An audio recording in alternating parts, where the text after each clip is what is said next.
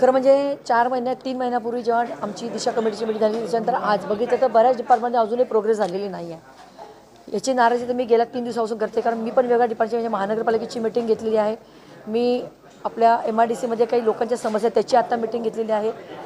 अशा कमी कमी 6-7 डिपार्टमेंटच्या मीटिंग घेतल्या, तेव्हा मला लक्षात असलं की 3 महिन्यामध्ये आम्ही ज्या काही सूचना केल्या त्याचा कुठंच पाठपुरावा बघितल्यानंतर कुठं झालेलं दिसत नाही आहे। आत्ता आम्ही महानगराच्या संदर्भात MIDCच्या संदर्भात आत्ता मी तर सूचितच केले की दर 15 दिवसाला मला याचा आढावा लागेल की आम्ही सूचना केल्यानंतर तुम्ही 15 दिवसामध्ये कशा पद्धतीने प्रोग्रेस त्या ठिकाणी केलेली आहे। कारण लक्षात असं येते की अधिकारी फक्त मीटिंगमध्ये येतात, नोट डाऊन करतात आणि इथून नंतर मला त्याच्या डायऱ्या कुठतरी कपाटात टाकून देतात।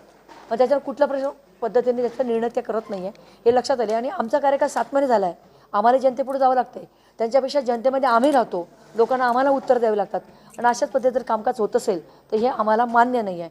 म्हणून आता आम्हीच आमच्यामध्ये काही बदल केले की 15 दिवसांना आम्हाला तुम्ही याचा आढावा दिलाच पाहिजे की 10 दिवसापूर्वी आपलं बोलणं झालं तर त्याच्यात 15 दिवसात तुम्ही 10 दिवसात काय पुढे प्रोग्रेस केलेली आहे याचा आढावा दर 15 दिवसाला आम्ही आता ठरवलं की तो घ्यायचा, आम्ही आमच्या लेवलला घ्यायचं ठरवलं। जिथे जिथे आम्हाला वाटतंय अधिकाऱ्यांना 1 वेळा 2 वेळा 3 वेळा सूचना देऊनही त्या कामामध्ये प्रगती होत नसेल तर नक्कीच त्याची तक्रार आम्ही वरती करू।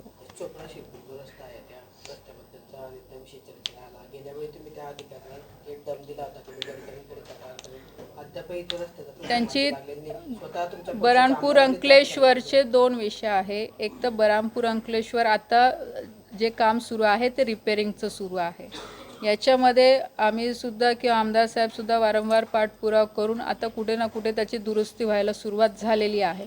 दुसरा जो विषय आहे बऱ्हाणपूर अंकलेश्वर हा नॅशनल हायवे आता डिक्लेअर झालेला आहे, त्याचा फायनल DPR आणि फायनल अलाइनमेंटसुद्धा आता ह्या येणाऱ्या 8 दिवसामध्ये फायनल होऊन जाईल आणि मग लँड ॲक्विजिशनची प्रोसेस सुरू आहे ना, मग टेंडर वगैरे होऊन त्या हायवेचं पण काम सुरू होईल या संदर्भात।